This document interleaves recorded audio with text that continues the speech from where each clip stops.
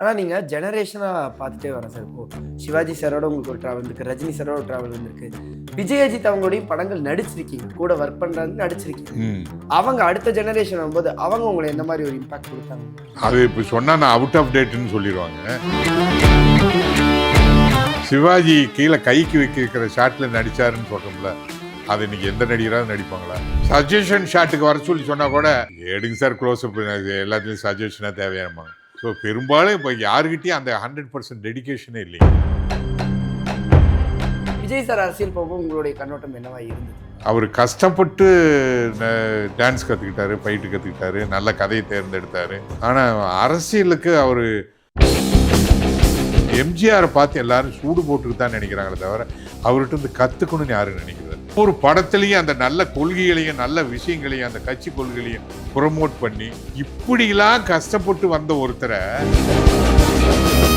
அவர் நான் 200 கோடி ரூபாய் விட்டுட்டு வரேன்னு சொல்றதே ஒரு விதத்தில் என்ன கேட்டால் இந்த எலெக்ஷன்ல அவரால் சரியா இந்த எதிர்பார்த்த ரிசல்ட் வரலன்னா அவர் மறுபடியும் இன்னொரு படம் சிரஞ்சீவி நடிக்கிற மாதிரி போனாலும் ஆச்சரியப்படுறதுக்கு. இப்போ அவருக்கு நினைப்பேன்னா நான் இவ்வளோ பணத்தை விட்டு வந்தேன்ல, என்னை சீஃப் மினிஸ்டர் உட்கார வைக்கலைன்னா நான் மறுபடியும் போயிடுவேன். நீ தானே அதுக்கு எந்த தப்பு இல்லை, உந்தப்பு. அண்ணா மாதிரி உபமானம் கொடுத்துட்டு இருக்காருன்னு என்ன சொன்னாலும் அப்போ அவர் மாதிரி இருக்கணும்னு நான் சொல்றதை நீ எப்படி என்ன மடைன்னு சொல்ல முடியும்? கத்துக்குங்க. எம்ஜிஆரா 10 எம்ஜிஆரா வாங்க, 100 அண்ணாவா வாங்க, 1000 பெரியாரா வாங்க. நம்ம என்ன வேண்டான்னு சொல்றோமா? வந்தா சந்தோஷம் தானே.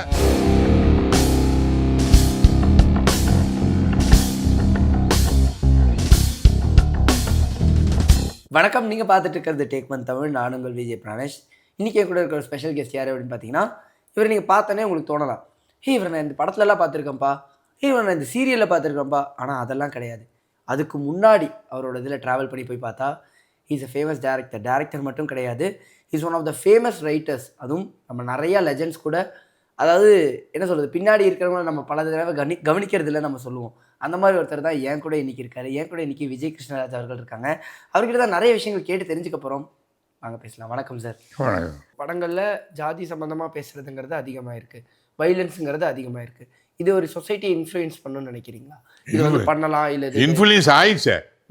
இன்ஃப்ளூயன்ஸ் பண்ணணும்னு இல்லை, இன்னைக்கு ஒன்று இன்னைக்கு நடக்கக்கூடிய அத்தனையும் ரீல்ஸுங்கிற என்ன வீடியோவில் அந்த இதில் பார்க்கறது. அவ்வளோதான். நீங்கள் இதிலிருந்து மீட்கிற வேலைகள் ஏதாவது நம்ம ஒரு யாராவது கொஞ்சம் பேர், நான் என்னால் மன முயற்சிகளை நான் இப்போ அதுதான் புக்கத்தான் வெளியிடணும்னு நினைக்கிட்டு இருக்கேன். ஆனால் இது எல்லாமே முழுக்க மாற்றிடுன்னு சொல்ல முடியாது. இது ஒரு சின்ன கிரியா ஊக்கியாக இருக்கலாம், கொஞ்சோண்டு 5% 10%, இப்படி பல பேர் ட்ரை பண்ணி பட்டு தான் திருந்துவான் மனுஷன். ஆனால் நீங்கள் ஜெனரேஷனாக பார்த்துட்டே வரேன் சார். இப்போது சிவாஜி சாரோட உங்களுக்கு ஒரு ட்ராவல் இருந்திருக்கு, ரஜினி சாரோட ஒரு ட்ராவல் இருந்திருக்கு, விஜய் அஜித் அவங்களுடையும் படங்கள் நடிச்சிருக்கீங்க. கூட ஒர்க் பண்றாங்க நடிச்சிருக்கீங்க. அவங்க அடுத்த ஜெனரேஷன் வரும்போது அவங்க உங்களை எந்த மாதிரி ஒரு இம்பாக்ட் கொடுத்தாங்க? அது இப்போ சொன்னா நான் அவுட் ஆஃப் டேட்னு சொல்லிடுவாங்க. பழசதையே ஓவரா கட்டி பிடிக்கிறான்னு நினைப்பாங்க. நான் தான் சொல்லணுங்களேன், சிவாஜி கீழே கைக்கு வைக்கிற ஷாட்ல நடிச்சாருன்னு சொல்றோம்ல, அது இன்னைக்கு எந்த நடிகராவது நடிப்பாங்களா? அது சார் யாரையாவது கூட நிறுத்தி வைங்க சார், கைதானே அப்படின்னு சொல்றவங்களும் இருக்காங்க. ஓகே, சஜஷன் ஷாட்டுக்கு வர சொல்லி சொன்னா கூட எடுங்க சார் க்ளோஸ் அப், எல்லாத்துலேயும் சஜஷனாக தேவையானமாங்க. ஸோ பெரும்பாலும் இப்போ யாருக்கிட்டையும் அந்த 100% டெடிகேஷனே இல்லைங்க. காரணம் அந்த 5 வயசுலேருந்து அவங்க எடுத்துக்கிட்ட உழைப்பை இப்போ எல்லாரும் ஒரு ப்ரொடியூசரோட பையன், ஹீரோவோட பையன் ஏதோ கஷ்டப்படுறாங்க, டான்ஸ் கற்றுக்குறாங்க, ஃபைட்டு கற்றுக்குறாங்கிறத தவிர அந்த மனித வாழ்க்கையை இவங்க யாருமே கீழே இருந்து கஷ்டப்பட்டே முன்னுக்கு இல்லைங்க. வாழ்க்கையை கற்றுக்கணுங்கிற எண்ணம் இல்லை, அவ்வளோதான். வாழ்வியலை கற்றுக்கிட்டா தானே அடுத்த வாழ்வியலை கற்றுக்கிறேன். நீங்கள் சொல்லும்போது இப்போது ரஜினி சாருக்கு அந்த ஒரு இது இல்லை அரசியல், அதனால தான் அவர் பேக்கில் வந்தாருங்கிறது நீங்கள் சொன்னீங்க. விஜய் சார் அரசியல் போகும்போது உங்களுடைய கண்ணோட்டம் என்னவா இருந்தது? அவர் கஷ்டப்பட்டு டான்ஸ் கற்றுக்கிட்டாரு, ஃபைட்டு கற்றுக்கிட்டாரு, நல்ல கதையை தேர்ந்தெடுத்தார். அவங்க அப்பாவோட கூட நல்ல கதைகள், கமர்ஷியல் கதைகளாக தேர்ந்தெடுத்துக்கிட்டாரு. ஆனால் அரசியலுக்கு அவர் இன்னும் அவர் எம்ஜிஆரை பார்த்து எல்லாரும் சூடு போட்டுக்கு தான் நினைக்கிறாங்களே தவிர அவர்கிட்ட கற்றுக்கணும்னு யாரும் நினைக்கிறதில்ல. ஏங்க அந்த ஆள் காங்கிரஸுக்கு கொள்கையில் பிடிப்பாக இருந்து கதர் சட்டையும் உத்ராட்ச கொட்டையும் போட்டு அது ஒரு கொள்கை பிடிப்போட நிறைய நடிக்கிறதுக்கு மட்டும் இல்லாமல் அந்த கொள்கை பிடிப்போட அலைஞ்சிக்கிட்டு இருந்தாருன்னு சொல்லுவாங்க. அதுக்கப்புறம் அண்ணாவோட பேச்சில் ஈர்த்து அதில் உள்ள நுழைஞ்சு அந்த கட்சிக்குள்ளே போய் அந்த கட்சியை ப்ரொமோட் பண்ணி அந்த கட்சியில் பதவி வாங்கி எம்எல்ஏ ஆகி பொருளாளர் ஆகி அந்த ஒவ்வொரு படத்துலையும் அந்த நல்ல கொள்கைகளையும் நல்ல விஷயங்களையும் அந்த கட்சி கொள்கைகளையும் ப்ரொமோட் பண்ணி இப்படிலாம் கஷ்டப்பட்டு வந்த ஒருத்தரை நீங்க அவங்க மிஞ்சி போனா அவங்க என்ன நினைக்கிறாங்கன்னா, அடுத்து ஈஸியா இன்னொரு ஏன் என் டி ராமராவ் சீக்கிரம் இல்லையாம்பாங்க. எம்ஜிஆர் தான் கஷ்டப்பட்டாருங்கிறீங்க. எம் டி ராமராவ் என்ன பெருசா கஷ்டப்பட்டாரா? அவரு சேர்த்து வச்சிருந்த சொத்து யாருமே இல்லை. அவர் கடவுளாவே ஜனங்க நினைச்சாங்க. அதனால எம்ஜிஆர் எல்லாம் யாருமே கம்பேர் பண்ண முடியாது. விஜய்லாம் வந்து என்னை கேட்டா அவர் இன்னொரு 5 வருஷத்துக்கு இல்லை, இன்னொரு வயசு இருக்குது, இன்னொரு 10 வருஷம் கூட கம்ப்ளீட்டா மனித இனத்துக்கு பாடுபடக்கூடிய, தியாகம் பண்ணிட்டு வரக்கூடிய அப்படிங்கிற மாதிரி. ரெண்டாவது இன்னொன்றுங்க, அவர் நான் 200 கோடி ரூபாய் விட்டுட்டு வரேன்னு சொல்றதே வந்து ஒரு விதத்தில் வந்து அதுவே வந்து 200 கோடி ரூபாய் நீ உனக்கு சம்பளமானு தேவையில்லாமல் ஒரு பொறாமை கூட உண்டாக்குற மாதிரி அர்த்தம். நாங்கள் 100க்கு 200 கஷ்டப்படுறோம், 200 கோடி ரூபாய் அப்போ நீ அதையே வச்சுக்கிட்டு அங்கேயே வாழ வேண்டியதானேங்கிற நினைப்பு தான் வரும் ஜனங்க. ஸோ வாழ்க்கைங்கிறது வசதி அடிப்படையிலையோ மார்க்கெட் அடிப்படையிலையோ இல்லை. அரசியல் வாழ்க்கைங்கிறது வந்து சேவையில் வரணும். அந்த தியாகத்துக்கு அவர் தயாராக இருந்தால் விஜய் வரலாம், ஜெயிக்கலாம். என்னை கேட்டால் இந்த படம் இந்த எலெக்ஷனில் அவரால் சரியா ஒருவேளை அந்த எதிர்பார்த்த ரிசல்ட் வரலன்னா அவர் மறுபடியும் இன்னொரு படம் சிரஞ்சீவி நடிக்கிற மாதிரி போனாலும் ஆச்சரியப்படுறதுக்கு இல்லை. அது தப்புன்னு சொல்லலை. இப்போ உண்மை, நான் வந்தேன் சேவை செய்யணும்னு வந்து நீங்கள் ஒன்றும் பெருசாக எனக்கு ஓட்டு போட்டு என்னை சீஃப் மினிஸ்டர் போஸ்ட்டில் உட்கார வைக்கல அப்படின்னா என்ன வேறு வழியில் நான் போகணும்னு நினச்சி அவர் எடுத்தாருன்னா அந்த முடிவு கரெக்டு தானே. நான் வந்தேன்டா, நான் பணத்தை விட்டுட்டு தானே வந்தேன், நீ எனக்கு சீஃப் மினிஸ்டர் அவருக்கு நினைப்பேன்னா நான் இவ்வளோ பணத்தை விட்டு வந்தேன்ல, என்னை சீஃப் மினிஸ்டர் உட்கார வைக்கலைன்னா நான் மறுபடியும் போயிடுவேன், நீ தானே அதுக்கு எந்த தப்பு இல்லை உந்தப்பு அப்படின்னு சொல்லிட்டு ஈஸியாக போயிடுவார். போகணும், போகிறது தப்புன்னு யாரும் நான் சொல்ல மாட்டேன். நான் அது காரணம் அவர் டெடிக்கேட்டடாக இன்னும் வர்றதுக்கு உண்டான வாய்ப்புகளை அவர் கிரியேட் பண்ணிட்டாருன்னா வரலாம். அப்படி வர்றதுக்கு உண்டான வாய்ப்புகள், சூழ்நிலைகள், சந்தர்ப்பங்கள் இது வரைக்கும் இல்லை. இனி நடந்தால் சந்தோஷம். மற்றபடி இப்போ அவர் வரதில்லை, நமக்கு என்ன வருத்தங்கள் இருக்க போகுது. கரெக்டு தான் சார். வந்தால் நமக்கு இன்னும் சொல்ல போனால் அந்த ஃபேமிலி நமக்கு தெரிஞ்சவர், அவரு நமக்கு நடித்தவர். நான் இன்ஃபேக்ட் அவர் கூட ஒரு படத்தில் மட்டும் நடித்தேன், திருமலை படத்தில். அதனால் நமக்கு வேண்டியவர் தானே, ஒன்றும் தப்பு இல்லை, வந்தால் சந்தோஷம்தான். ஆனால் வர்றதுக்கு உண்டான தகுதியும் திறமையும் அவர் இன்னும் அரசியலுக்கு உண்டான தகுதி திறமை, சினிமாவுக்கு உண்டான தகுதி திறமை அவர் 100% வளர்த்துக்கிட்டாருன்னு கூட சொல்லலாம், அது வேற. ஆனால் அரசியலுக்கு உண்டான தகுதியை வந்து அவர் வளர்த்துக்கிட்டாருன்னு கேட்டால் என்னை பொறுத்த வரைக்கும் என்னால் அப்படி மார்க் போட முடியல. ஒருவேளை நான் ஓல்டு ஸ்கூலாக இருக்கலாம், இதெல்லாம் நீங்கள் பழைய அவுட் ஆஃப் டேட், இன்னும் அண்ணா இப்போ பெரியார் அந்த ஆனாலும் கூட நீங்கள் பெரியார் தானே எடுத்து போட வேண்டியதாக இருக்குது. என்ன கிண்டல் பண்ணுறதுக்கு உங்களுக்கு தோணுனா கூட இந்த பழைய பேண்டி இந்த out of date Periyar Anna மாதிரி உபமானம் கொடுத்துக்கிட்டு இருக்காருன்னு என்ன சொன்னாலும் அந்த உபமானம் கொடுக்குறதே நீங்கள் எடுத்து போட்டோவை மாட்டி வச்சு அவர் மாதிரி நான் வர்றேன்னு தானே காட்டுறேன். அப்போ அவர் மாதிரி இருக்கணும்னு நான் சொல்கிறத நீ எப்படி என்ன மடைன்னு சொல்ல முடியும்? நான் ஒன்றும் தப்பாக சொல்லலை. நான் விஜய் பார்த்தே கேட்குறேன், உங்களை பார்த்து கேட்குறதுக்கு பதில். நான் வந்து பழசு மாதிரி இருந்து நீங்கள் வரணும், அண்ணா மாதிரி எம்ஜிஆர் மாதிரி வரணும்னு நான் சொல்லும் போது இதெல்லாம் பழைய அவுட் ஆஃப் டேட்னு சொன்னால் அப்போ அவுட் ஆஃப் டேட்டை எதுக்கு நீ பழைய கட் அவுட்டில் நீங்கள் தூக்கி வைக்கிறீங்கன்னு நான் கேட்பேன்ல. அப்போ உனக்கு பொம்மையை காட்டுறதுக்கு மட்டும் அவங்க வேணும், கொள்கையில் அவங்க வாழ்க்கை வழி நடத்தி வர்றதுக்கு அவங்க வேண்டியது இல்லையா? அவங்கள ஃபாலோ பண்ணுங்க, அப்படியே ஃபாலோ பண்ணுங்க, தப்பு இல்லை. விஜயகாந்த் என்ன சொல்ல போனால் எம்ஜிஆரை பார்த்து பாதி காப்பி தான் அடித்தார். வள்ளல் தன்மையை வந்து எம்ஜிஆர் எடுத்து கடன் வாங்கிட்டாரு. ஏன் எம்ஜிஆரே என்எஸ்கேட் இருந்து கடன் வாங்கிட்டு தானே சொன்னார். எல்லாரும் எங்கிருந்தாவது கற்றுக்கிறதானே, ஒன்றும் கற்றுக்கிறது தப்பு இல்லைல்ல. கற்றுக்குங்க, எம்ஜிஆரா 10 எம்ஜிஆரா வாங்க, 100 அண்ணாவா வாங்க, 1000 பெரியாரா வாங்க, நம்ம என்ன வேணான்னு சொல்கிறோமா? வந்தால் சந்தோஷம் தானே. அப்படி இல்லாதப்ப நம்ம அதை சொல்கிறதுக்கு நம்ம ஒன்றும் தப்பு இல்லை. நம்ம ஒன்றும் அப்போ அவர் மட்டந்தட்டில் அவரை குறை சொல்லலை. தகுதி வளர்த்துக்குங்க. நான் என் தகுதியை வளர்த்துக்கிட்டு சினிமாவுக்கு வந்தேன், எனக்கு பேராசை கிடையாது, நான் பெருசாக கமர்ஷியல் படம் பண்ணணும்னு நினைக்கல.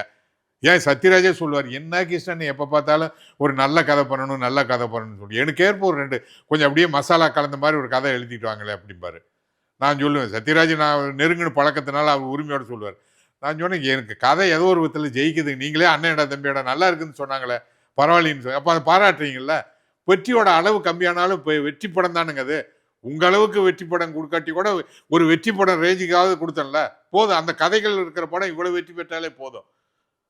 எனக்கு பெரும்பகுதி படங்கள் வெற்றி படங்க தான். ரோசபுரக்காரி, கல் தூணு, திறமை, அண்ணடா தம்பியடா, நான் பண்ணி கொடுத்த நினைவு சொன்னாங்க, உதிரி பூக்கள், வாழ்க்கை சக்கரம், தெலுங்குல நான் பண்ணி கொடுத்த கமர்ஷியல் படங்கள் கூட ராகவேந்திர ராவுக்கு, இன்னைக்கு இருக்கக்கூடிய பாகுபலி டைரக்டரோட குரு, அவர் ராகவேந்திர ராவுக்கு நான் ஒரு 10-15 படங்கள் பண்ணி கொடுத்தேன் ஸ்கிரீன் பிளே. ஸோ எங்கே போனாலும் அந்த ஜாடிக்கேற்ப மூடி அதில் தரமான சம்பவங்களை கொடுக்குறதான, கமர்ஷியல் கடமை இருந்தால் கூட தரமான சம்பவங்களை கொடுக்க வேண்டியதான. ஸோ அதுக்கு நம்மக்கிட்ட இலக்கிலே இருந்தது. உதிரி பூக்களுக்கு கொடுக்க முடிஞ்ச மாதிரி இந்த இவர் மாதிரி இலக்கிய தரமாக இந்த படத்துக்கும் என்னால் சீன் கொடுக்க முடிஞ்சது. அது காரணம் என்னோட திறமை இல்லை. என்னை அறியாமல் நான் சேகரித்து வச்சிருந்த நான் காண்டேகரும் ஒரு ஒரு டால்ஸ்டாயும் இவ்வளவு தூரத்துக்கெல்லாம் நான் ஒரு சீன் பண்ணும்பொழுதே இது காண்டேகர் இருந்தாலும் டால்ஸ்டாயில் எப்படி இருக்கும், ஷேக்ஸ்பியரில் எப்படி இருக்கும்னு கம்பேர் பண்ணுறதுக்கு உண்டான அந்த அறிவு எனக்குன்னு இல்லை, யார் பிடிச்சிருந்தாலும் அது வரும். அது எனக்கு இருந்தது, வந்தது, அவ்வளோதான். ஆனால் உங்களுக்கு என்னுடைய கடைசி கேள்வியாக வச்சு இந்த பேட்டியை முடிச்சுக்கிறேன். ஆனால் என்னைக்காவது ஒரு நாள் நம்ம வந்து ஒரு நடிகராக உங்களை எல்லா இடத்துலையும் ரெகக்னைஸ் பண்ணியிருக்காங்க, பல இடங்களில் பார்த்துருக்கப்பா அப்படிங்கிறது ஓகே. ஆனால் ஒரு எழுத்தாளனா, ஒரு டேரக்டராக என்னைய வந்து இன்னும் தமிழ் சினிமா அங்கீகரிக்கப்படலை, என்னை வச்சு பெருசாக பேசப்படலை, நானே அதுக்கு மார்க்கெட்டிங் பண்ணிக்கல அப்படிங்கிறது எனக்கு தோணி. ஆமாம், அது என்னோட தப்பு தான், எனக்கு நல்லாவே தெரியுங்க. நான் நினச்சிருந்தால் கமர்ஷியல் படங்கள் பண்ண முடியாமல் இல்லை. நான் அது அது ஒருவேளை என்னை கெடுத்து வச்சது நான் படித்த புஸ்தகங்களும் இலக்கியங்களாக இருக்கலாம். உள்ளுக்குள்ளே ஊறி போச்சு அது. ஏங்க நான் திறமை கொடுத்துட்டு என்னை அறியாமல் வந்து எனக்கே தெரியுது இது ரொம்ப ரொம்ப ஒரு அபூர்வமான கருத்து. ஸோ எதுக்கு சொல்கிறேன்னா, ரொம்ப அட்வான்ஸாக திங்க் பண்ணிட்டு நல்ல கதைகள் பண்ணிட்டோம் போதும். எனக்கு அந்த அந்த வியாதியிலேருந்து என்னால் மாற முடியல. நல்ல கதைகள் கொடுக்கணும், நல்ல படங்களை அப்போ தான் பண்ணணும், போதும் நல்ல படங்கள் கொடுத்துட்டோம். சரி, அதுக்கப்புறம் வந்து வந்தோம். அதை அப்படியே கொடுத்துருந்தா டைரக்டராக தான் போயிருப்பேன். நல்ல நடிகனாக அந்த வாழ்க்கை சக்கரம் நினைவு சொன்னோம், நல்ல கேரக்டரும் பண்ணணும். சரி, இது ஒரு திருப்தி. இப்போ தான் நான் முடிவு பண்ணிட்டேன். ஓகே, இப்போ எல்லாரும் இப்போ நீங்கள் கொம்பு சுவி விடுறீங்கல்ல, இப்போ எனக்கு வந்து ரெண்டாவது இன்னொன்று, என்னை யாருமே இப்போ வந்து இன்ஃப்ளூயன்ஸ் பண்ணுறதுக்கோ, என்னை இப்படி பண்ணு அப்படி பண்ணு, இது கமர்ஷியல், என் படங்கள் பூரா என் சொந்த படங்களாக இருந்ததுன்னா எல்லாமே 500 கோடி ரூபா 1000 கோடி ரூபா என் கையில் இருக்குங்க. ரோசா பருவக்காரி 6.5 லட்ச ரூபா அதனோட பட்ஜெட்டு. வெறும் சேலம் ஏரியா 75,000 ரூபா. இது பல இடங்களுக்கு சொல்லியிருக்கேன். நான் அதை கடன் வாங்கி எடுத்திருந்தேன்னா அது அப்போவே ஒரே மாதத்தில் 7.5 லட்ச ரூபா கலெக்ட் பண்ணுச்சு. என்னுடைய எல்லா படங்களும் கமர்ஷியலாக குறைச்சலான செலவில் எடுக்கப்பட்ட படம். கல்தூனுக்கு சட்டை கூட கிடையாது ஒரு சிவாஜி, வெறும் துண்டு தான், ஒரு பனியன் தான், ஒரே ஒரு 2-3 இடத்துல சட்டை போட்டிருப்பார், அவ்வளோதான்.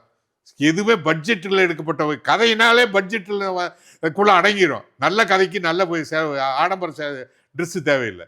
ஸோ இப்படி என்னுடைய எல்லா படங்களும் என் சொந்த படங்கள் தான். என்கிட்ட 500-1000 கோடி இருக்கும். நான் வியாபாரம் பண்ணலை, நான் இப்போ பணம் சம்பாதிக்கணும்னு நினைக்கல. கடன் வாங்கி கூட போட்டு போதும், சம்பளம் வருது, என் பிள்ளைங்களை படிக்க வைக்கிறதுக்கு, என் குடும்பத்தை காப்பாற்றுற அளவுக்கு இருக்குது. பேராசை இல்லை. சினிமாவுக்கு பேராசை தேவை, எங்கிட்ட பேராசை இல்லை, அது மைனஸு.